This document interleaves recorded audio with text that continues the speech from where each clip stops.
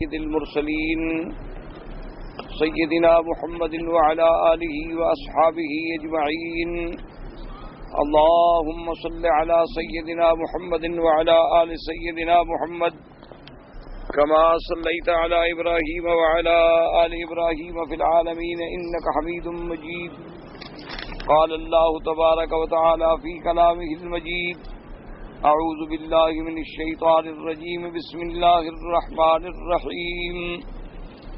وقولهم إنا قتلنا المسيح عيسى ابن مريم رسول الله وما قتلوه وما صلبوه ولكن شبه لهم وإن الذين اختلفوا فيه لفي شك منه ما لهم به من علم إلا اتباع الظن وما قتلوه يقينا بل رفعه الله إليه وكان الله عزيزا حكيما.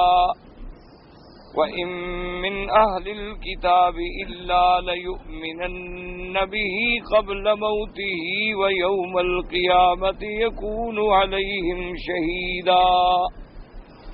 قال المؤلف والمفسر رحمه الله تعالى: أدام النفع بعلومه وعلومكم في الدارين آمين، إلى أن قال: صفة عيسى عليه السلام قد تقدم في حديث عبد الرحمن بن آدم عن أبي هريرة رضي الله تعالى عنه: فإذا رأيتموه فاعرفوه رجل مربوع إلى الحمرة والبياض عليه ثوبان ممثران كأن رأسه يقطر وأن لم يصبه بلل.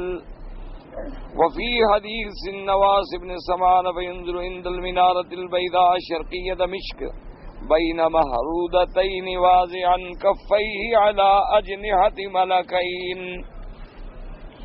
إذا طأطأ رأسه قطر وإذا رفعه تحضر منه مثل جمان اللؤلؤ لا يحل لكافر أن يجد ريح نفس إلا مات ونفسه ينتهي حيث انتهى طرفه. اب مفسر رحمت اللہ علیہ سیدنا عیسیٰ ابن مریم علیہ السلام کے نزول من السماء الی الارض کے ساری روایات بیان کرنے کے بعد سیدنا عیسیٰ علیہ السلام کا حلیہ مبارک، آپ کی صفت مبارک کے بارے میں جو روایات احادیث مبارک میں ملی ہیں اس کو ذکر فرما رہے ہیں. تو اب الحمدللہ یعنی یہ بات قرآن و سنت سے، قرآن پاک کی آیات مبارکہ سے اور احادیث متواترہ رسول اللہ صلی اللہ علیہ وسلم سے یہ بات ثابت ہے، اور یہی عقیدہ الحمدللہ اہل سنت والجماعہ ہے کہ اللہ تبارک و تعالی نے عیسیٰ علیہ السلام کو حیاً آسمانوں پر اٹھا لیا ہے اور وہ آسمانوں پر زندہ موجود ہیں، اور قیامت سے پہلے اللہ تبارک و تعالی انہیں پھر زمین پہ اتاریں گے، تاکہ جو سلسلہ ہے کہ ہر پیغمبر ایک دوسرے کا مصدق ہوتا ہے، یعنی جو پیغمبر آتا ہے وہ اپنے سے پہلے والوں کی تصدیق کرتا ہے. جیسے کہ سرکار دو عالم صلی اللہ علیہ وسلم نے 1,24,000 پیغمبروں کی تصدیق فرمائی کہ تمام انبیاء رسول برحق ہیں، لا نفرق بین احد من رسلہ، ہم کوئی قطعاً تفریق نہیں کریں گے کہ بعض پہ ایمان لائیں اور بعض پہ ایمان نہ لائیں، بلکہ حضور پاک صلی اللہ علیہ وسلم نے تمام انبیاء اور رسولوں کی تصدیق فرما دی. تو یہ ایک مسئلہ ہے کہ جو ایک پیغمبر پہ ایمان لائے گا وہ سارے انبیاء پر ایمان لائے گا، یعنی جو حضور صلی اللہ علیہ وسلم پر ایمان لائے گا تو وہ 1,24,000 پیغمبر پر بھی ایمان لائے گا. اب چونکہ آقا انعامدار صلی اللہ علیہ وسلم خاتم الانبیاء والمرسلین اور آپ پر اللہ نے نبوت کا دروازہ بند فرما دیا، وہ نبوت کی عمارت جو بن رہی تھی اس میں موضع و لبینہ جو باقی تھا اللہ نے حضور کو بھیج کے اس کو مکمل فرما دیا. حضور صلی اللہ علیہ وسلم نے صراحتاً وضاحت فرما دی کہ لا نبی بعدی ولا رسول بعدی، کہ اب میرے بعد نہ کوئی نبی ہوگا، نہ کوئی رسول ہوگا، نہ کوئی نئی شریعت آئے گی اور نہ کوئی نئی کتاب اترے گی۔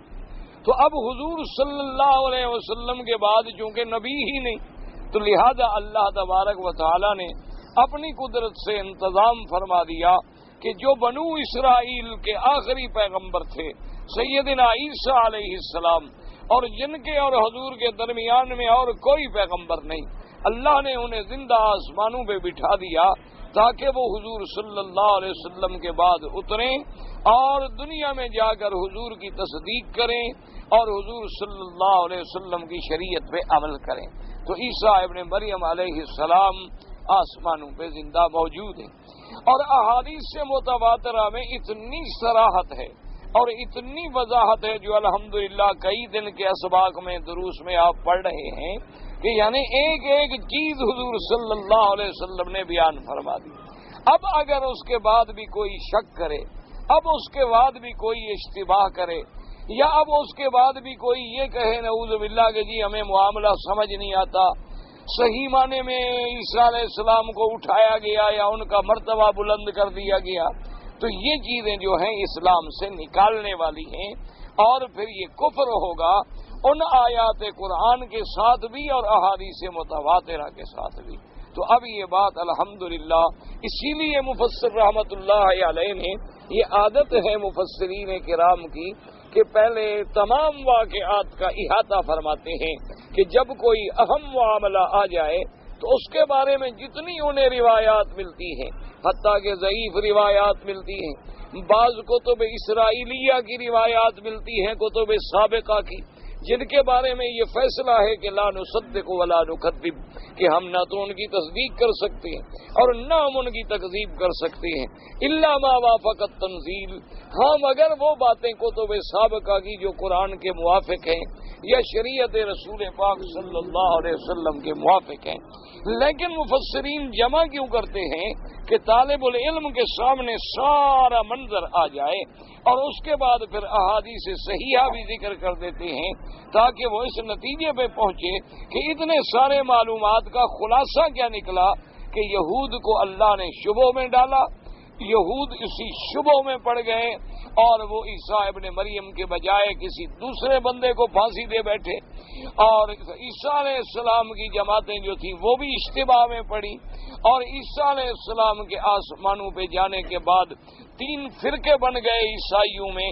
ایک فرقہ تو نعوذ باللہ اس بات کا قائل ہوا کہ عیسیٰ ابن مریم خدا تھے اور اب آسمان پہ چلے گئے، جیسے کہ ان کا فرقہ یعقوبیہ ہے، اور دوسرا فرقہ ہے نستوریہ، جن کا عقیدہ تھا کہ نعوذ باللہ انہ ابن اللہ رفعہ اللہ الی السماء، کہ وہ اللہ کا بیٹا ہے اور اللہ نے اسے آسمانوں پہ اٹھا لیا ہے۔ اور تیسرا فرقہ جو ہے وہ صحیح معنوں میں ایمان والے تھے، انہوں نے کہا کہ بالکل غلط ہے، بلکہ انہ عبد اللہ و رسولہ، عیسیٰ ابن مریم اللہ کا بندہ ہے، اللہ کا رسول ہے، رفع اللہ الی السماء، اللہ پاک نے انہیں آسمانوں پر اٹھا لیا۔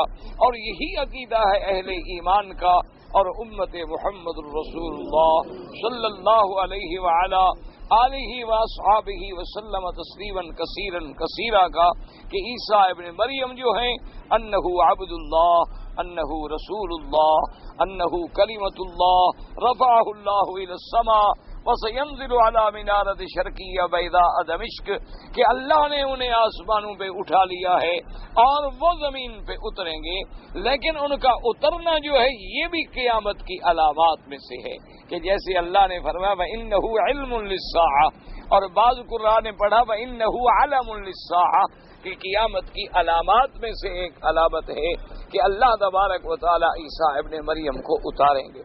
اب دیکھیں اتنی بڑی وضاحت ہے کہ حضور پاک نے یہ بھی بتلا دیا کہ عیسیٰ ابن مریم اتریں گے، یہ بھی بتلا دیا کہ اترنے کی کیفیت کیا ہوگی، کہ 2 فرشتوں کے پروں پر انہوں نے ہاتھ رکھے ہوئے ہوں گے اور 2 چادریں جو ہیں انہوں نے باندھی ہوئی ہوں گی، یعنی ایک ازار اور ایک ردا، اور یہ کیفیت بھی بتلا دی کہ کہاں اتریں گے، فرمایا علی منارۃ بیضاء شرقیہ دمشق، کہ دمشق کے اندر وہ اتریں گے، حتیٰ کہ مورخین نے لکھا ہے کہ دمشق میں جامع اموی جو ہے اس کا ایک بہت بڑا مینارہ تھا جس کو نصرانیوں نے نصارہ نے صلیب والوں نے توڑ دیا تھا، لیکن اس کو دوبارہ جو ہے وہ تعمیر کر دیا گیا، اور حضور پاک نے یہ بھی بتلا دیا کہ جب اتریں گے تو عین نماز کا وقت ہوگا اور تکبیر ہو چکی ہوگی اور امام مصلی پہ کھڑے ہوں گے جب عیسیٰ ابن مریم اتریں گے۔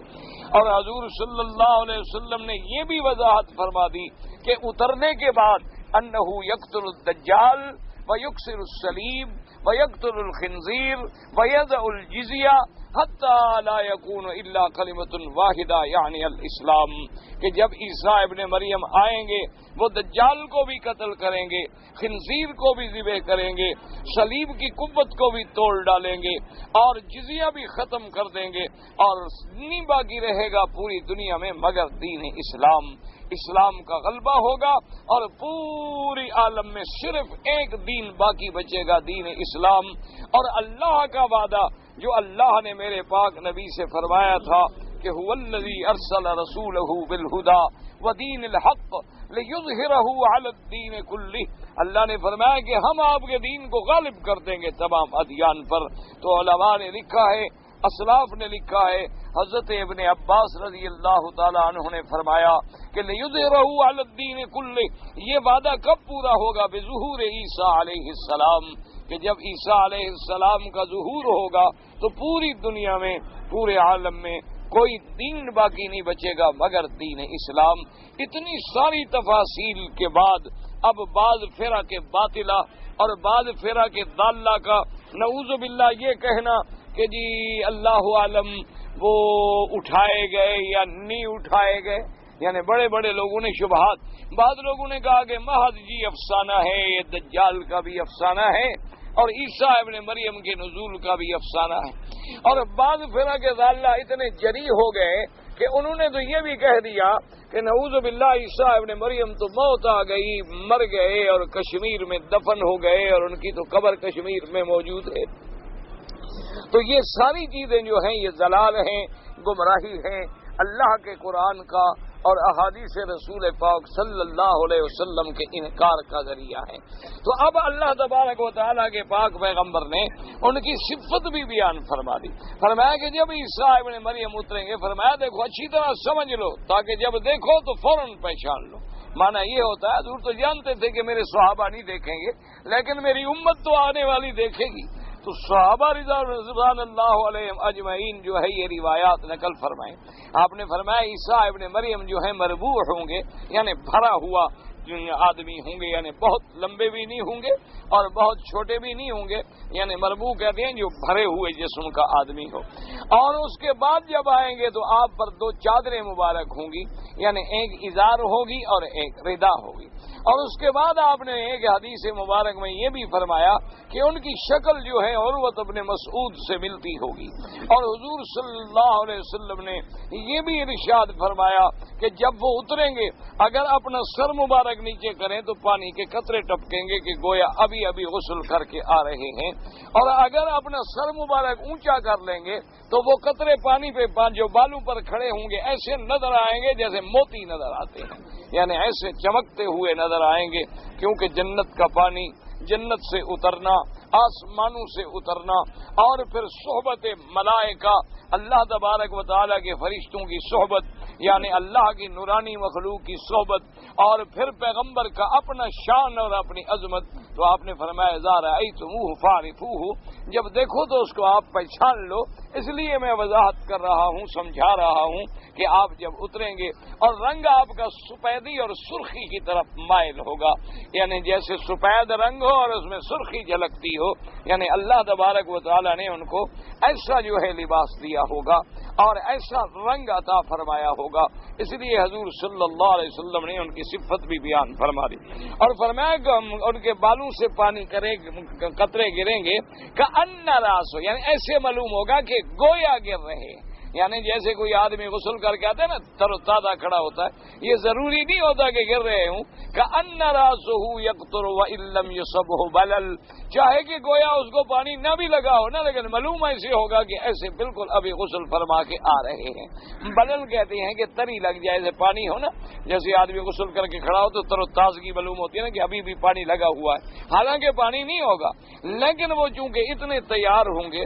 اور اس میں یہ بھی اشارہ کر دیا گیا کہ بعض لوگ جو کہتے ہیں کہ آسمانوں کا اتنا طویل سفر ہے، لیکن اللہ جب چاہیں تو فرشتوں کے ذریعے اس سفر کو اتنی آسان فرما دیں گے کہ بالکل معلوم ہوگا کہ ابھی ابھی تو آپ غسل فرما کے نہیں کر رہے ہیں، یعنی کوئی چہرے پر تھکاوٹ، کوئی آثار سفر جو ہیں وہ بھی موجود نہیں ہوں گے۔ یہ اللہ تبارک وما ذالک علی اللہ بعزیز، اور اللہ کے لیے یہ کوئی چیز مشکل نہیں ہے۔ یفعل ما یشاء، جو چاہیں کریں، انما امرہ اذا اراد شیئا ان یقول له کن فیکون وسبحان الذی بیدہ ملکوت کل شیء والیہ ترجعون۔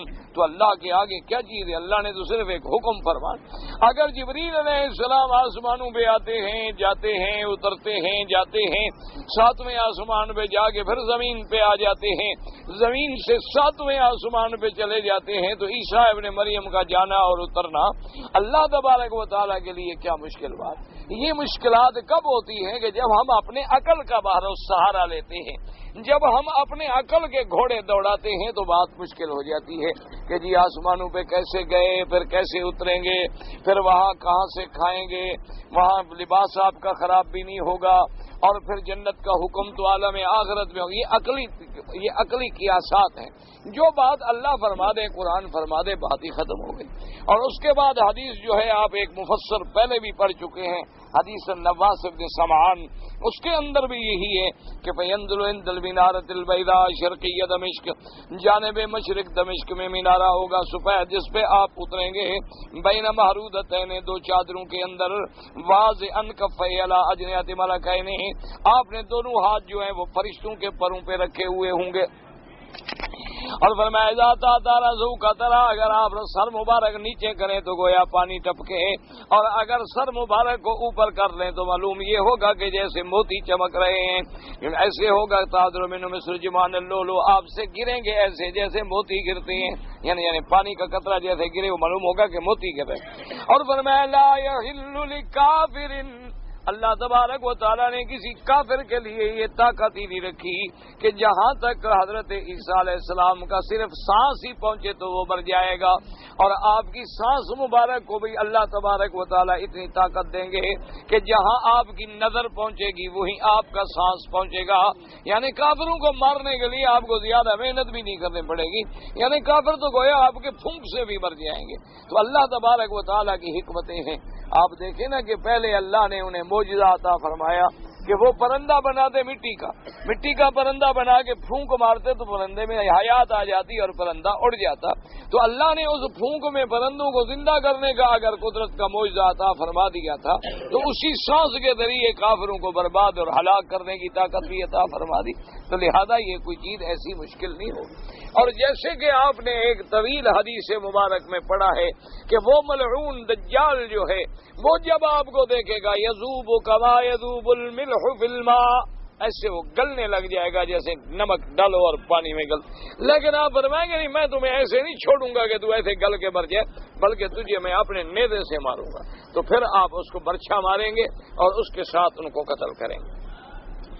وروى البخاري ومسلم من طريق الزهري عن سعيد بن المسيب عن ابي هريره رضي الله تعالى عنه قال قال رسول الله صلى الله عليه وسلم ليلة أسري بي لقيت موسى عليه السلام قال فنعته فإذا رجل أحسبه قال مضطرب رجل راسخ أنه من رجال الشنوءة قال ولقيت عيسى عليه السلام فنعته النبي صلى الله عليه وسلم قال ربعة أحمر كأنه خرج من ديماس يعني الحمام ورأيت إبراهيم عليه السلام وأنا أشولته به الحديث۔ اب مفسر رحمۃ اللہ علیہ فرماتی ہیں سیدنا ابی ہریرہ رضی اللہ تعالیٰ عنہ سے روایت ہے کہ حضور پاک نے فرمایا لیلۃ اسری بی، جس رات مجھے اللہ نے سیر کرائی اور معراج کرایا، اللہ تبارک و تعالیٰ نے میری ملاقات جو ہے حضرت موسیٰ علیہ السلام سے بھی کرائی. میں نے دیکھا کہ موسیٰ علیہ السلام تو ایسے معلوم ہوتا ہے جیسے آپ کے بال مبارک جو ہیں کچھ پر کھلے کھلے پریشان یا بکھرے ہوتے ہیں، جیسے کہ ازد شنوا قبیلے کے لوگوں کے بال ہیں. آپ کے بال مبارک تو ایسے ہوں گے کأنہ رجل من شنوا، شنوا قبیلہ تھا ازد شنوا، کہ وہاں کے ایسے کہ بال چھڑے بال، ایک ہوتا نا گھنگریالے، ایک ہوتا رجل چھڑے بال، سادہ صاف بال. تو ایک بال ہوتے ہیں نا جن میں جاد ہوتے ہیں، یعنی گھنگریالے ہوتے ہیں، بڑے گھنے ہوتے ہیں، ایک ہوتے ہیں کہ بالکل ایسے، اس کو کہتے ہیں رجل راس. تو آپ نے فرمایا اس کے بعد اللہ تبارک و تعالی نے مجھے عیسیٰ علیہ السلام سے بھی ملاقات کرائی. تو میں نے دیکھا کہ عیسیٰ علیہ السلام بھرے ہوئے آدمی ہیں اور آپ جو ہیں سرخی مائل ہیں اور ایسی تر و تازگی ہوگی کہ انہو خرج من دیماس، معلوم یہ ہوگا کہ جیسے ابھی ابھی حمام سے غسل کر کے آ رہے ہیں. یعنی جیسے آدمی دیکھا نا آدمی کتنا تھکا ہوا ہو، سفر میں آئے یا آدمی پریشان ہو، ذرا غسل کر لے تو تازگی آ جاتی ہے، آدمی تر و تازہ ہو جاتا ہے، تھکان اتر جاتی ہے اور آدمی کے لیے بڑی چہرے پہ تراوٹ محسوس ہوتی ہے. تو فرمایا ایسے ماشاءاللہ تر و تازہ لگ رہے تھے کہ ابھی ابھی گویا کہ غسل فرما کے باہر. اور اس کے بعد فرمایا کہ اللہ تبارک و تعالی نے میری ملاقات سیدنا ابراہیم علیہ السلام سے بھی کرائی.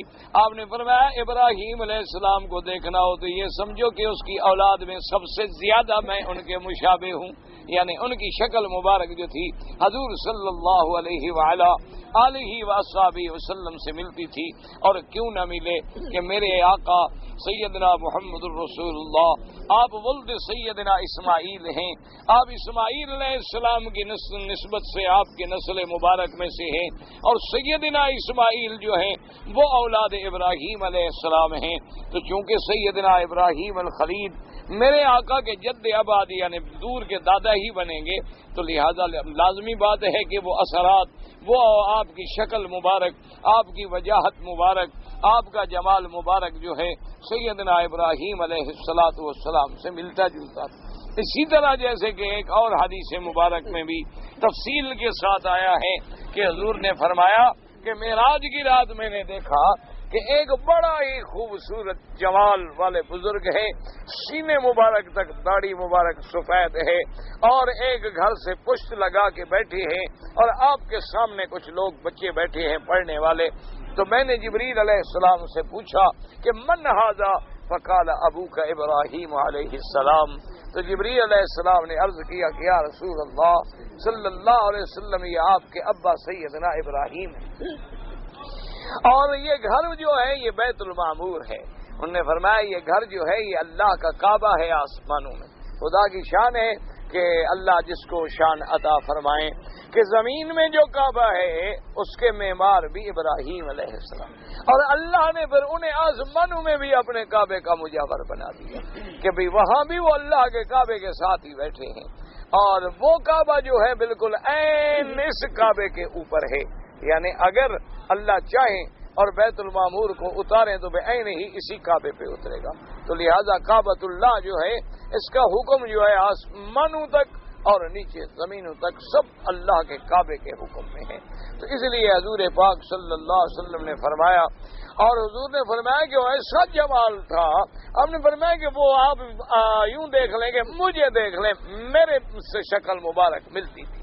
تو سیدنا ابراہیم تو اتنی تفصیل سے حضور حلیہ بیان فرما رہے ہیں، یعنی اندازہ فرمائیں کہ صرف مقام نزول نہیں، مطلب اتنی فرما دیتے کہ عیسیٰ ابن مریم اتریں گے، بس مسلمان کے لیے تو اتنی کافی ہے. جن لوگوں نے ایمان ہے حضور کے فرمان پر، ہمارے لیے تو اتنی بات ہی کافی تھی کہ حضور فرماتے کہ آسمانوں سے اترے. لیکن اتنی تفصیل کیوں بیان کی گئی کہ اللہ جو ہے وہ اللہ الغیوب ہیں. اللہ نے اپنے پاک پیغمبر کو حکم دیا کہ تمام وضاحت کر دیں کہ آخری زمانے میں ایسے فتنے پیدا ہوں گے جو عیسیٰ ابن مریم کا انکار کریں گے، ایسے فتنے بھی پیدا ہوں گے جو عیسیٰ علیہ السلام کے آسمانوں پہ جانے کا انکار کریں گے، ایسے فتنے بھی پیدا ہوں گے جو عیسیٰ علیہ السلام کے اترنے کا انکار کریں گے. اس لیے اس موضوع کو، یعنی اس لیے علماء نے لکھا ہے کہ اگر قرآن کا مطالعہ کریں تو کسی پیغمبر کے بارے میں اتنی تفصیل نہیں ملتی. یعنی آپ حیران ہوں گے کہ سب سے افضل تو خاتم الانبیاء ہیں، سب کے سردار جو ہیں وہ تو محمد رسول اللہ، لیکن حضور کی ولادت کا بھی ذکر قرآن میں نہیں. بس اتنا ہے نا کہ اللہ نے پیدا فرمایا، اللہ نے مبعوث فرمایا، بس اور کوئی تفصیل بیان نہیں کی گئی. حضور صلی اللہ علیہ وسلم کے ولادت کے بارے میں جو ہمیں روایات ملتی ہیں وہ بھی تو کتب سابقہ سے ملتی ہیں نا، کہ حضور صلی اللہ علیہ وسلم کی پیدائش کب ہوئی، پیدائش کیسے ہوئی، آپ کی والدہ نے کیسے خواب دیکھا، اور ولادت کے وقت میں بی بی نے کیا کیا دیکھا، ولادت کے بعد رضاعت کے مراحل آئے، لیکن اس کی تفصیل قرآن پاک میں نہیں. یہ عیسیٰ علیہ السلام کے بارے میں اتنی تفصیل ہے کہ ولادت کا صرف ذکر نہیں بلکہ آپ کی والدہ کا پورا قصہ، بی بی مریم علیہ السلام کا پورا قصہ.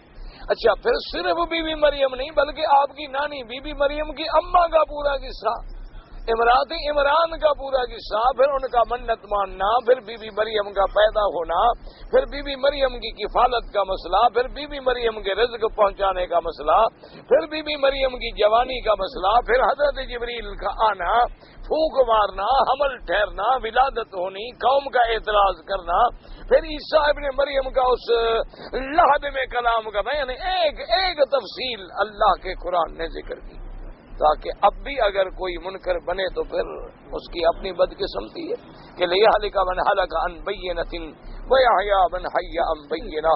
اللہ پاک فرماتے ہیں تاکہ جس نے برباد ہونا ہے وہ بھی بس دیکھ بھال کے برباد ہو، اور جس نے ہدایت پانی ہے اور زندہ رہنا ہے وہ بھی دیکھ بھال کے آئے. یہ نہ کہہ سکے کہ مجھے مسئلہ سمجھ نہیں آیا. یہ بدقسمتی ہے کہ سمجھ آنے کے بعد بھی نہ مانے. بڑے بڑے لوگوں نے مقالات لکھے ہیں، محاضرات لکھے ہیں، بعض لوگوں نے تفسیریں لکھی ہیں قرآن کی، لیکن عیسیٰ ابن مریم پہ نعوذ باللہ ان نے بھی کہہ دیا کہ جی ہاں معاملہ کوئی اتنا واضح نہیں ہو سکا. یعنی اس کے بعد بھی واضح نہیں ہوا تو پتہ نہیں کب واضح ہوگا. تو اس لیے اللہ پاک نے اب دیکھیں حضور پاک، اچھا صرف پھر عیسیٰ ابن مریم کی شکل بتا دیتے تب بھی کافی تھا، لیکن فرمایا نہیں، موسیٰ علیہ السلام کی شکل یوں تھی، عیسیٰ علیہ السلام کی شکل یوں تھی، ابراہیم علیہ السلام کی شکل یوں تھی. یعنی حضور ایک ایک واقعہ بیان فرما رہے ہیں کہ کوئی اندھا بھی شک نہ کر سکے کہ میں نے تمام انبیاء کو ملاقات کی. اور پھر یہ بھی فرما رہے ہیں کہ کب، جب مجھے معراج کرایا گیا، جب مجھے اسراء کرایا گیا، تاکہ کسی قسم کا اشتباہ جو ہے وہ باقی نہ رہ جائے. فرماتے ہیں روى البخاری من حدیث مجاہد ان ابن عمر رضی اللہ تعالی عنہما قال قال رسول اللہ صلی اللہ علیہ وسلم رأيت موسى وعيسى وإبراهيم فأما عيسى عليه السلام فأحمر جعد عريض الصدر وأما موسى عليه السلام فآدم جسيم صبت كأنه من رجال الضبط. اب جناب مفسر رحمۃ اللہ علیہ فرماتے ہیں کہ امام بخاری رحمۃ اللہ علیہ نے حضرت مجاہد کے واسطے سے حضرت ابن عمر رضی اللہ تعالیٰ عنہما سے روایت کی ہے. حضور پاک سرکار دو عالم صلی اللہ علیہ وسلم نے فرمایا میں نے موسیٰ علیہ السلام کو بھی دیکھا، عیسیٰ علیہ السلام کو بھی دیکھا، میں نے ابراہیم علیہ السلام کو بھی دیکھا. فرمایا عیسیٰ علیہ السلام آپ کا رنگ مبارک سرخ تھا اور آپ کے بال مبارک جو ہیں وہ گھنگرالے تھے، آپ کا سینہ مبارک جو ہے وہ چوڑا تھا، اور موسیٰ علیہ السلام گندم گون رنگ کے تھے، موٹاپے کی طرف مائل تھے، اور بال بالکل کھلے ہوئے سادہ بال تھے جیسے کہ رجال ہوں، یعنی قبیلہ وقت کے. یعنی آپ نے سمجھانے کے لیے اصل بات یہ ہوتی ہے کہ جو لوگ سامنے ہوں نا ان کو جس قبیلے سے واقفی ہے تو اسی کا حوالہ دے دیتے تاکہ سمجھنے میں آسانی. یعنی اگر ازد شنوع کے لوگ تھے تو ان کو وہ بتا دیا، اگر کبھی آپ نے قبیلہ وقت کا بھی ذکر فرمایا. وَلَهُ وَلِمُسْلِمٍ من طریق موسیٰ ابن عقبۃ عن نافع عن ابن عمر رضی اللہ تعالی عنہما ذکر النبی صلی اللہ علیہ وسلم یوما بین ظہرین الناس المسیح الدجال فقال ان اللہ لیس بأعور الا ان المسیح الدجال اعور العین الیمنى کأن عینہ عنبۃ طافیۃ. ولمسلم انه مرفوعا وأراني الله عند الكعبة في المنام فإذا رجل آدم كاسنكم كاسن ما ترى من أدنى الرجال تضرب لمته بين منكبيه رجل الشعر يقطر صوبان باديا يديه إلى منكبي رجلين وهو يطوف بالبيت فقلت من هذا قالوا هو المسيح ابن مريم ثم رأيت وراءه رجلا جعدا كتتا أعور العين اليمنى كاشفا من رأيت بابن قطن باديا يديه إلى منكبي رجل يطوف بالبيت وقلت من هذا قالوا هو المسيح الدجال تابع عبید اللہ النافع. اب اس حدیث میں آتا ہے مفسر رحمۃ اللہ علیہ فرماتے ہیں کہ امام مسلم رحمۃ اللہ علیہ نے موسیٰ ابن عقبہ نافع ابن عمر کے واسطے سے روایت فرمائی ہے. حضور پاک نے فرمایا یومن بین ظہرین الناس المسیح الدجال. حضور پاک لوگوں میں صحابہ میں بیٹھے تھے اور آپ نے مسیح دجال کا ذکر کیا.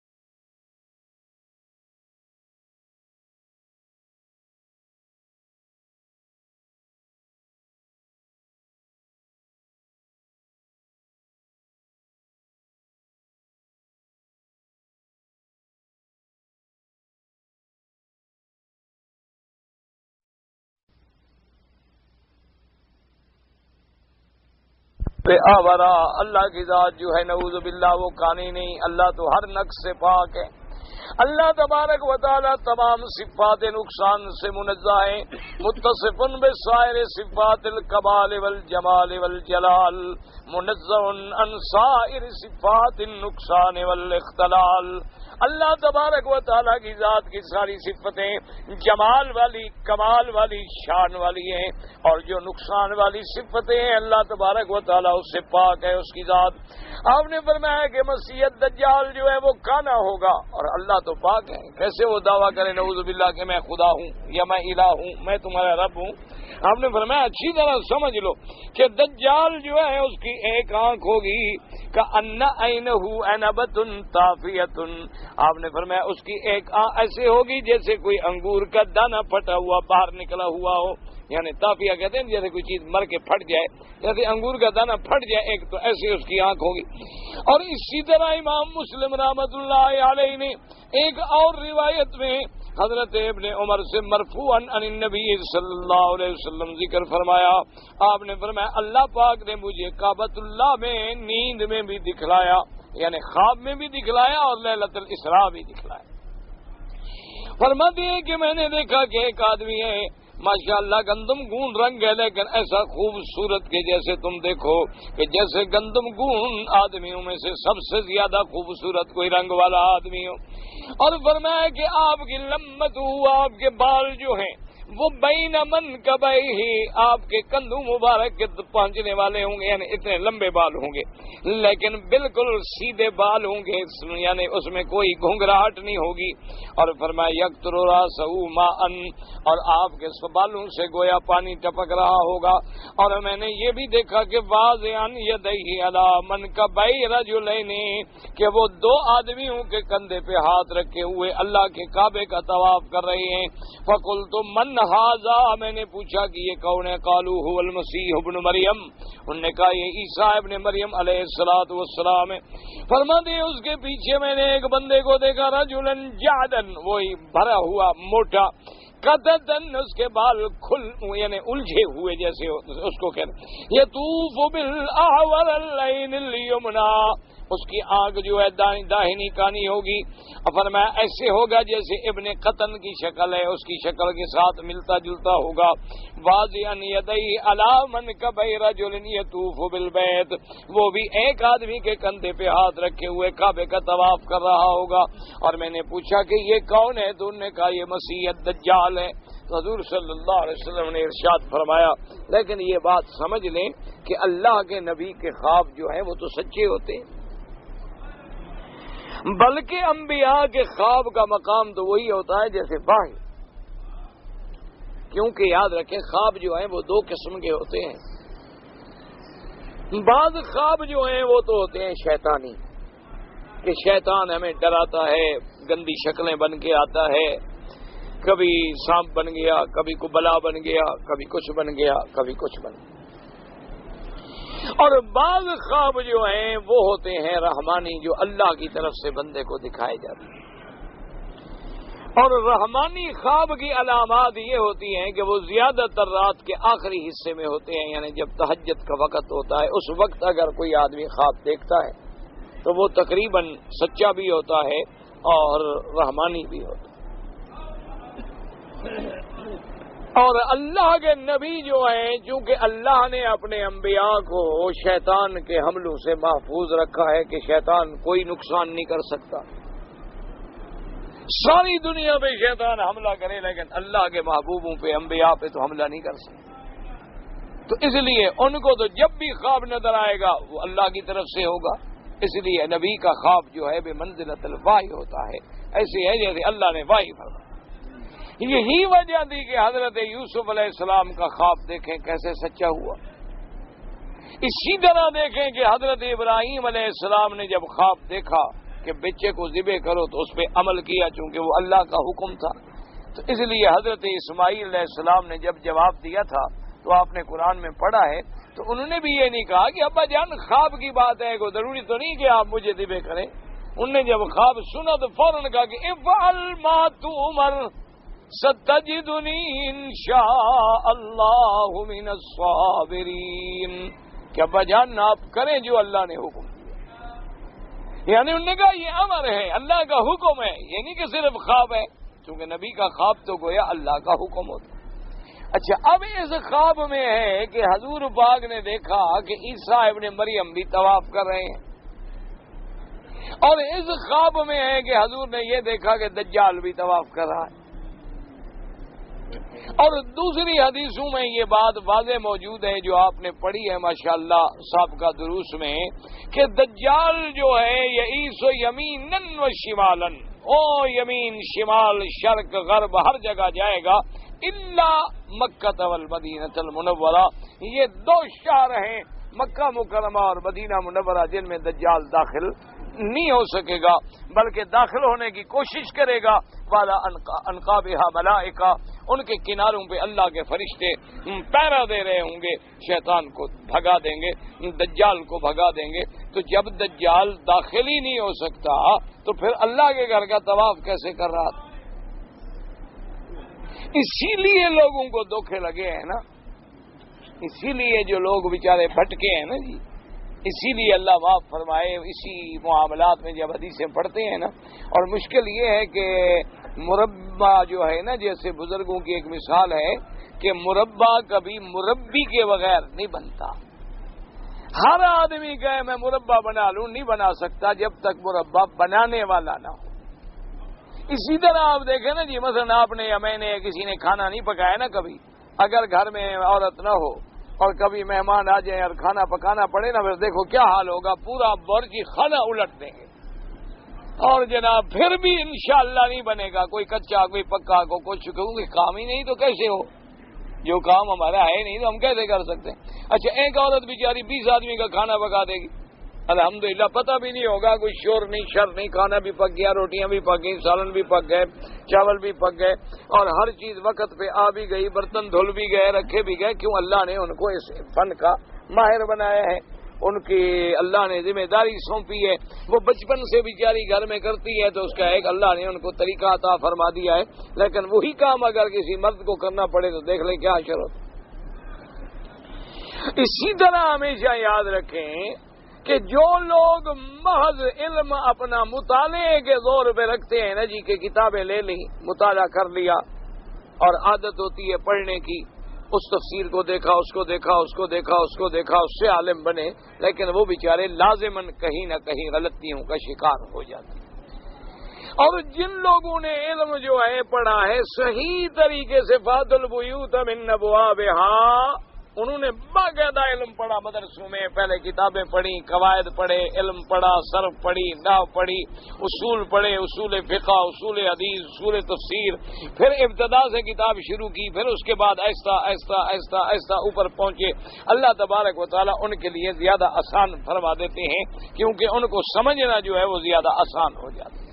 تو اس لیے ہمیشہ سمجھیں بات، یہ کوئی مشکل مسئلہ نہیں۔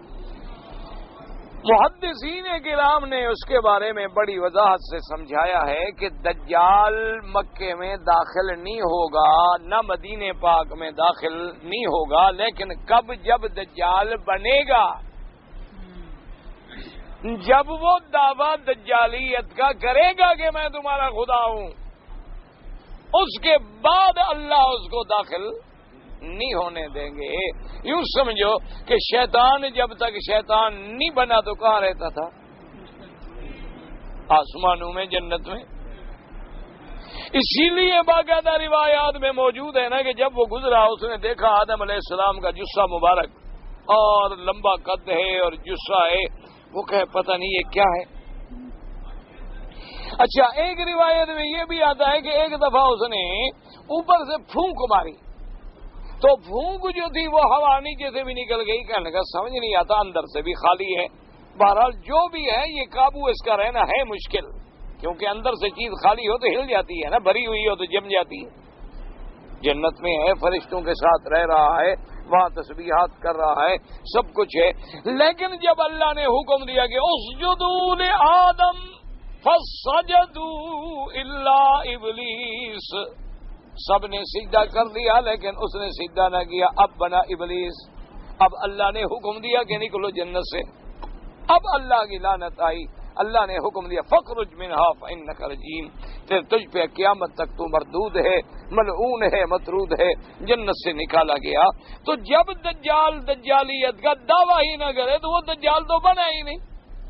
اب دیکھیں نا قادیانی کی کتابیں ہیں، اس پہ ہمارے علماء کی بھی بڑی بڑی تقریریں لکھی ہوئی ہیں۔ مرزا غلام احمد قادیانی جو ہے نا، جس نے نبوت کا دعویٰ کیا، اس کی بعض کتابیں ایسی ہیں جن پر علماء کی باقاعدہ تعریفیں لکھی ہوئی ہیں، حتیٰ کہ مولوی محمد ثناء اللہ مرسری کی تعریف لکھی ہوئی ہے جو بہت بڑے اہل حدیث عالم تھے، انہوں نے اس کی کتاب پہ تعریف۔ وجہ کیا ہے؟ اس وقت تو اس نے نبوت کا دعویٰ نہیں کیا تھا، وہ اس کی ابتدائی زندگی کا مرحلہ ہے جب وہ عیسائیوں سے مناظرے کرتا تھا، تو علماء تعریف لکھ دیتے تھے کہ ٹھیک ہے بھی ایک آدمی اچھا کام کر رہا ہے۔ یہ تو بعد میں بھی اس نے یہ نہیں کہا کہ میں نبی ہوں، بعد میں بھی اس نے سب سے پہلے تو یہ کہا کہ بھائی میں جو ہے مجدد ہوں، اللہ نے مجھے دھرتی میں بھیجا ہے کہ حضور کے دین کی تجدید کرو، یعنی دین کو زندہ کرو، ورنہ دین تو حضور کا ہے، میں حضور کے ماننے والا ہوں۔ اس کے بعد جب ذرا اور پاؤں جم گئے، کچھ اور ذرا لوگ معتقد ہو گئے، شہرت مل گئی، چونکہ پیچھے انگریز کی سیاست، انگریز کا پیسہ، انگریز کی سازش بھی تو کام کر رہی تھی نا جی۔ ایسا ایسا جب پاؤں جمتے گئے تو اس نے کہا کہ بات یہ ہے کہ وہ جو کتابوں میں آتا ہے نا عیسیٰ علیہ السلام مسیح ابن مریم آئیں گے، وہ تو میں ہوں۔ اب ذرا اور پاؤں جب جم گئے اور شہرت ہو گئی، دیکھا کہ بھی یہ بھی لوگ ہضم کر گئے ہیں، لوگ پہلے چھوٹی چھوٹی حرکتیں کرتے ہیں نا، دیکھتے ہیں نا دشمن کے طریقے ہوتے ہیں نا کہ بھی پہلے بابری مسجد گراؤ، دیکھو مسلمان کیا کرتے ہیں، اگر یہ ہمیں ہم نے نگل لیا تو پھر مسجد اقصی بھی گرا دیں، اور اگر یہ مسجد بھی ہم سے نہ نکلی گئی تو پھر بڑی مسجد کو نہیں چھیڑیں گے۔ تو مقصد ان کا یہ تھوڑا تھا، ورنہ ان کا کیا خیال ہے بھی ایک مسجد گر جائے گی تو مسلمان ختم ہو جائیں گے؟ بھئی ایک مسجد اگر گر جائے تو یہ تھوڑا ہے کہ 20 کروڑ مسلمان ختم ہو جائے گا، یا اور مسجدیں نہیں ہیں، یا مسلمان اور مسجدیں نہیں بنا سکتے، یا نماز پڑھنی چھوڑ جائیں گے، مسجد جو گر جائے ہم نماز چھوڑ دیں گے، ہم اللہ کا تعلق چھوڑ دیں گے۔ اصل دشمن کے ٹیسٹ کیس ہوتے ہیں، وہ ایک چھوٹی سی حرکت کر کے دیکھتا ہے کہ اس کا رد عمل کیا ہے، تاکہ بڑی حرکت کے لیے اپنا رستہ ہموار کر سکے.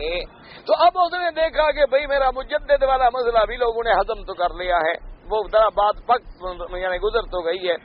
اب جناب اس نے کہا مہدی ہوں، لوگوں نے یہ بھی ہضم کر لیا. مسیح موعود ہوں، اس نے کہا یہ بھی. آخر میں کہا میں خود نبی ہوں. آخری انتہا پہ پہنچ گیا. تو اس طرح وہ آہستہ آہستہ آہستہ ہوا. تو اب جب تک اس نے یہ دعوے نہیں کیے تھے تو ہمارے علماء بھی اس کے ساتھ جاتے تھے، کتابیں لکھتے تھے، تعریف کرتے تھے، میرا بڑا اچھا آدمی ہے، بھی عیسائیوں سے مناظرے کر رہا ہے. تو اسی طرح دجال بھی اگر اس کا آنا پہلے مکے مدینے میں ثابت ہو تو کوئی مسئلہ نہیں، کیونکہ جب تک وہ دجالیت کا دعویٰ نہیں کرے گا اس وقت تک تو اس کو نہ نکالا جائے گا، نہ وہ سزا ملے گی، نہ احکام مرتب ہوں گے. اس لیے حضور صلی اللہ علیہ وسلم کا خواب مبارک دیکھنا جو ہے وہ بالکل حق ہے، اور اللہ کے نبی کے خواب جو ہے وہ کبھی غلط نہیں ہوتے. ہمیشہ یاد رکھیں پیغمبر کا خواب واحد ہوتا ہے، سچ ہوتا ہے. اس میں یہ تو ہو سکتا ہے کہ دیر لگ جائے، کہ جیسے یوسف علیہ السلام نے خواب دیکھا تھا کہ انی رأیت 11 کوكبا والشمس والقمر رأیتهم لی ساجدین، کہ ابا جان میں نے دیکھا ہے کہ 11 تارے ہیں، سورج چاند مجھے سجدہ کر رہے ہیں. دیر تو لگ گئی لیکن خواب سچا ہو گیا. اللہ نے مصر میں بادشاہ بنایا، حضرت یعقوب آئے، سارے بھائی آئے، خالہ آئی، گھر کے بچے آئے، سب کی ملاقات ہوئی، سب نے یوسف علیہ السلام کی تعظیم کی. یوسف علیہ السلام تخت پہ بیٹھے ہیں، کہا یا ابت ھذا تأویل رؤیایا قد جعلها ربی حقا. انہوں نے کہا ابا جان یہ وہ میرے خواب کی تعبیر ہے جو میں نے خواب دیکھا تھا، اللہ نے میرا خواب سچا کر دیا. پیغمبر کا خواب تو سچ. حضور نے جیسے دیکھا تھا لَتَدْخُلُنَّ الْمَسْجِدَ الْحَرَامَ إِنشَاءَ اللَّهُ آمنین محلقین رؤوسکم ومقصرین لا تخافون. حضور نے فرمایا میں نے خواب دیکھا ہے کہ مسجد الحرام میں داخل ہوں گے، امن کی حالت میں ہوں گے، کوئی خوف نہیں ہوگا، کوئی اس طرح پھروا رہے ہوں گے، کوئی بال کٹا رہے ہوں گے، عمرہ کریں گے، فارغ ہوں گے. لیکن دیر تو لگ گئی، پہلے سال تو رک گئے، لیکن اللہ نے خواب سچا کر دیا، کیونکہ انبیاء کا خواب جو ہے وہ کبھی غلط نہیں ہوتا. اس لیے یاد رکھا کریں. اسی میں لوگ دھوکے میں آ جاتے ہیں، وہ کہتے جی سمجھ نہیں آتا. ایک حدیث تو کہتی ہے کہ دجال مکے مدینے میں داخل نہیں ہوگا، دوسری حدیث کہہ رہی ہے کہ طواف کر رہا تھا. چھوڑو جی بس نعوذ باللہ، حدیث ہی غلط ہے.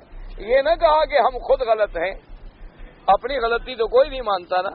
ورنہ یاد رکھیں جو بات قرآن و حدیث سے ثابت ہو جائے آمنا، اس پر ایمان، سمعنا و اطعنا، اسی کے مطابق اطاعت اور اسی حکم پہ چلنا ضروری. واللہ اعلم. نماز حاجت کے لیے جو ہے یہ کوئی اللہ کے قرآن میں بھی حکم موجود ہے کہ وَاسْتَعِينُوا بِالصَّبْرِ وَالصَّلَاةِ، کہ جب کوئی مصیبت آئے تو صبر کرو اور نماز کے ساتھ مصیبت کا علاج کرو. کیوں مانا یہ ہوتا ہے کہ جب آدمی نماز میں آتا ہے تو مخلوق سے کٹ کے اللہ کی طرف توجہ ہو جاتی ہے. تو جب اللہ کی طرف توجہ ہوگی تو لازمی بات ہے کہ خود بخود سارے علاج ہو جائیں گے اللہ کی رحمت سے. اسی طرح حدیث صحیح میں بھی موجود ہے کہ اذا حزبہ امر بادر الی الصلاۃ، حضور پاک کو بھی جب کوئی مشکل پیش آتی تو فوراً آپ نماز کی طرف رجوع فرماتے، یعنی آپ نماز پڑھتے اور اپنا تعلق اللہ سے جوڑ لیتے. تو اس لیے کوئی ایسا مسئلہ نہیں کہ جب مشکل ہو آدمی نماز پڑھے. علماء نے صلاۃ الحاجہ کا جو ذکر فرمایا وہ یہی ہے. غسل کرنے کے بعد جو ہے عبادت کرنے کے لیے وضو ضروری ہے یا نہیں ہے؟ بات سمجھیں. اگر غسل کرتے ہوئے بندے نے پہلے وضو کیا اور نیت وضو کی کر کے غسل کیا تو پھر دوبارہ وضو کی کوئی ضرورت نہیں. اگر ویسے بندہ چلا گیا کہ چلو جی گرمی ہے پانی ڈال کے باہر آ گیا پھر نماز پڑھنی ہے تو وضو کرنا پڑے گا، کیونکہ انما الاعمال بالنیات، اعمال کی دار و مدار نیت پر ہے. جب اس نے پہلے نیت ہی نہیں کی اور وضو ہی نہیں کیا تو پھر تم کرنا پڑے گا. اگر غسل سے پہلے اس کی نیت بھی ہے کہ میں وضو، اور وضو بھی کیا باقاعدہ، جیسے وضو کیا جاتا ہے، ناک میں پانی دیا، کلی کیا، پھر پانی بہایا، پھر دوبارہ وضو کی ضرورت نہیں. بھئی زیر ناف بال جو ہیں ہر بندے کو پتہ ہے، کیسے وضاحت کر کے آپ کو سمجھاؤں؟ مجھے بتائیں. آخر مجھے بتائیں کہ میں کیا وضاحت کروں؟ زیر ناف بال صاف کرو، حد کیا ہے؟ ہر آدمی کی حد اپنی ہے، کسی کا لمبا قد ہے، کسی کا چھوٹا قد ہے، کسی کا بدن زیادہ بھاری ہے، کسی کا کم ہے۔ مقصد یہ ہے، میں نے بتا دیا تھا کہ ٹانگوں کے بال صاف نہ کرو، زیر ناف بال صاف کرو۔ اور کیسے میں وضاحت کر کے سمجھاؤں؟ مجھے آپ سمجھائیں آپ، اور کوئی طریقہ ہے تو مجھے بتائیں تاکہ اس طریقے مطابق میں آپ کو سمجھاؤں۔ حرم شریف میں جو پرندے نظر آتے ہیں ابابیل ہیں نہیں ہیں ابابیل؟ ایک دفعہ پوچھ لیا، بات ختم ہو گئی۔ یہ ایک سوال ہے جو 10 دفعہ آ چکا ہے، وہی آدمی کرتا۔ اب اس کا کوئی میرے پاس علاج ہو تو آپ مجھے بتائیں۔ میں نے عرض کر دیا کہ بھئی یہ ابابیل نہیں ہیں، وہ ابابیل خاص پرندے تھے جو اس وقت اللہ نے پیدا کیے تھے، اور ہاتھیوں کو تباہ کرنے کے بعد وہ پرندے واپس چلے گئے، ختم ہو گئی۔ نہ ان کی نسل بڑھی، نہ ان کے آگے پرندے پیدا ہوئے، نہ یہ پرندے وہ ہیں۔ آدمی جب سفر کرتا ہے کہ جب اپنے حدود سے، اپنے گھر کے بستی کے اس علامات سے نکل جائے اور جہاں جا رہا ہے 48 میل کا سفر ہو تو پھر مسافر شمار ہوگا۔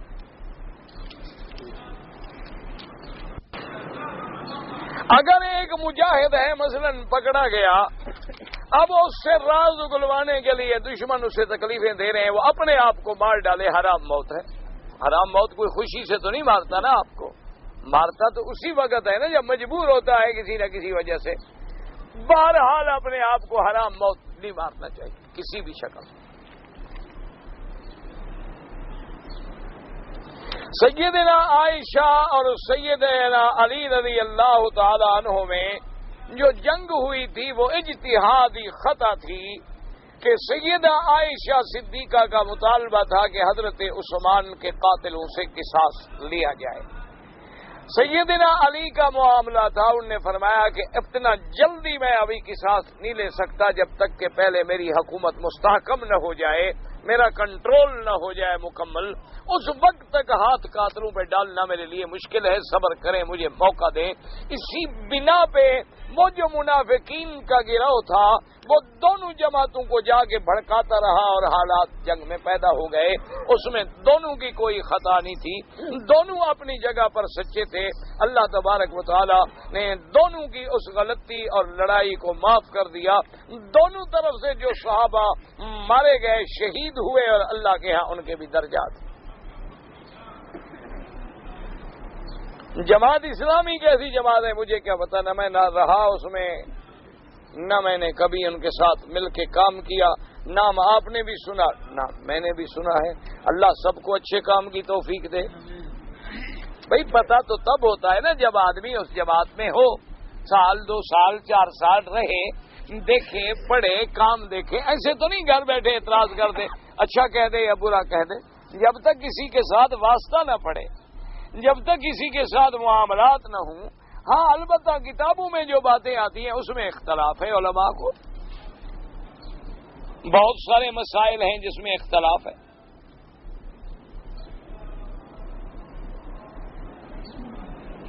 میت کے لیے فدیہ دینا جو ہے کوئی فدیہ نہیں ہوتا، البتہ اس کے ذمے روزہ ہے، کوئی چیز ہے تو پھر دیا جاتا ہے۔ برما کے مسلمانوں کے لیے الحمدللہ ہم تو روز دعا کرتے ہیں، برما کے لیے، شیشان کے لیے، کشمیر کے لیے، کہ اللہ تمام مسلمانوں کے حال پہ رحم فرمائیں، ان کی حفاظت فرمائیں، ان کو عذاب سے بچائیں، اللہ ہمارے گناہ معاف کر دیں۔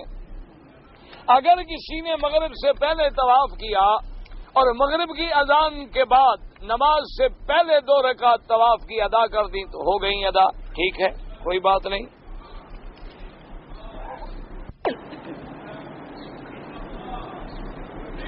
80 سال کی عمر ہو گئی ہے، ابھی رمضان کے مہینے کے بعد سے قرآن نہیں پڑھا جا رہا کیونکہ آنکھ کی بینائی چلی گئی، تو بس اللہ کی مرضی ہے، اس میں کیا وظیفہ بتاؤں گا کہ آنکھیں روشن ہو جائیں گی۔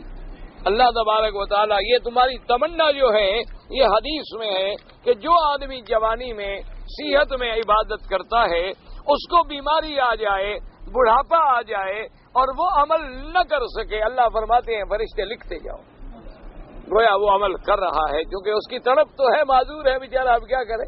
80 سال کی عمر ہو گئی، نظر جواب دے گئی۔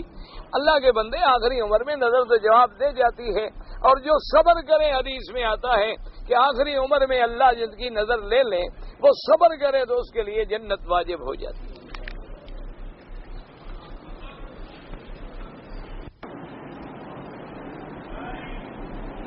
کہتے ہیں جی کہ حدیث میں جو آیا ہے کہ عیسیٰ علیہ السلام کے زمانے میں گھوڑے سستے ہوں گے کیونکہ جنگ نہیں ہوگی، تو یہ علامت ہے، یہ ضروری نہیں ہے کہ اس وقت عیسیٰ علیہ السلام بھی ٹینکوں سے جنگ کریں گے۔ ایک محاورہ، جیسے حضور نے فرمایا کہ تم ہر وقت اپنے گھوڑے تیار رکھو، مانا یہ تھوڑا ہے کہ ہر وقت گھوڑے ہی باندھو، مانا جو اس وقت کی ضرورت ہے اس کو تیار رکھو۔ وہ تو ایک بات سمجھائی گئی کہ جب جنگ نہیں ہوگی تو یہ جانور بھی سستے ہو جائیں گے، اس میں تمہیں ٹینکوں کا اور میزائلوں کا کیا فکر پڑ گیا؟ تو عیسیٰ علیہ السلام کی پھونک ہی کافی ہے، میزائل کی کیا ضرورت ہے؟ اس بیچارے کو فکر ہے کہ اس وقت بھی ٹینک کدھر ہوں گے، اور جب اللہ راضی ہو جائے نا، یہ بم شم کچھ بھی نہیں کرتے۔ اصل بات یہ ہے دعا کر کے رب راضی ہو جائے نہ، اللہ اس بات پہ قادر نہیں کہ جو بنا رہے ہیں وہی ان کے اپنے گھر میں پھٹ جائے۔ یہ تو خود ہلاکت و بربادی کے سامان بنا رہے ہیں، اگر اللہ نے برباد تو کرنا ہے نا ان کو۔ تو اب اپنی بربادی کے لیے آدمی، دیکھا نہیں ہے عربوں کی ایک مثال ہے کہ ایک آدمی نے بکری یا بکرا خریدا ذبح کرنے کے لیے، تو اس کو چھری نہیں مل رہی تھی، اس نے اس کو ایک درخت کے نیچے رسی کے ساتھ باندھ کے کھڑا کر دیا اور ادھر ادھر بھاگا بیچارہ بستی میں کہ کوئی چھری لے آؤں اور اس کو ذبح کر۔ اب وہ ادھر گیا ادھر گیا ادھر گیا ادھر گیا، خدا کی شان ہے چھری نہ ملی۔ واپس آیا تو وہ بکرا جو تھا نا وہ زمین پہ پاؤں مار رہا تھا، تو نیچے سے کوئی چھری نکل آئی، تو اس نے وہی چھری لے کے ذبح کر دی۔ تو نے کہا کہ دیکھو بکرے نے اپنی موت کا خود ڈھونڈ دیا۔ تو اس لیے جب گیدڑ کی موت آتی ہے نا، وہ شہروں کا راستہ لیتا ہے، یہ قاعدہ ہوتا ہے، اصول ہوتا ہے۔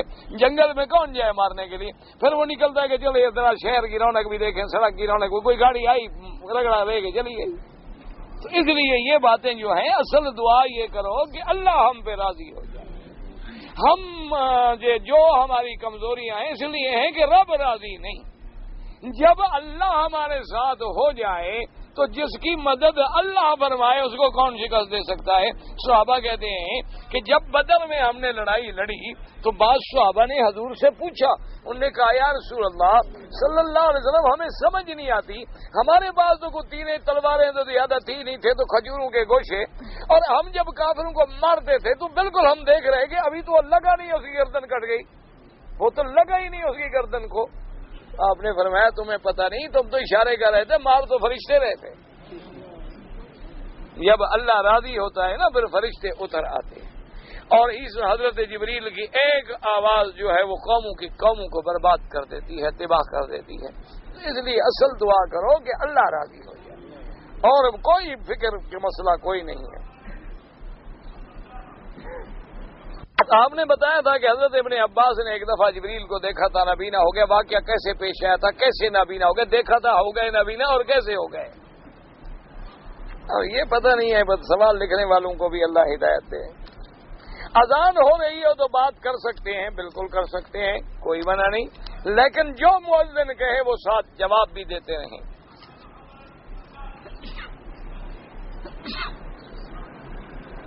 عیسیٰ لکھنا بھی الف کے ساتھ نہیں، یہ کے ساتھ لکھا جاتا ہے۔ وہ کون سا درخت ہے؟ غرقت، آپ پوچھ لیں یہاں تو مدینہ شریف آپ جائیں نا، باہر جنگلوں میں غرقت کا درخت ہوتا ہے، کنڈی جیسی ہوتی ہے نا، ایسی ہوتا ہے، کنڈیری جیسی ہوتی ہے۔ سوتیلی ماں سے نکاح ہو سکتا ہے، بھائی ماں ہے خدا کے خدے، ماں سے نکاح کر رہا ہے، اور جو نہیں ملا کہتا چلو ماں جو ہے۔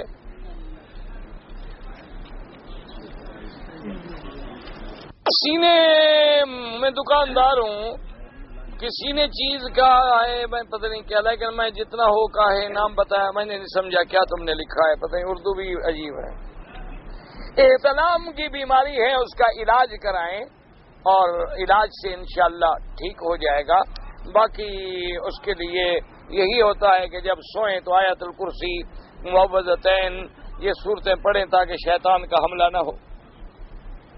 مسیح کا لفظ جو ہے وہ دونوں کے لیے ہے۔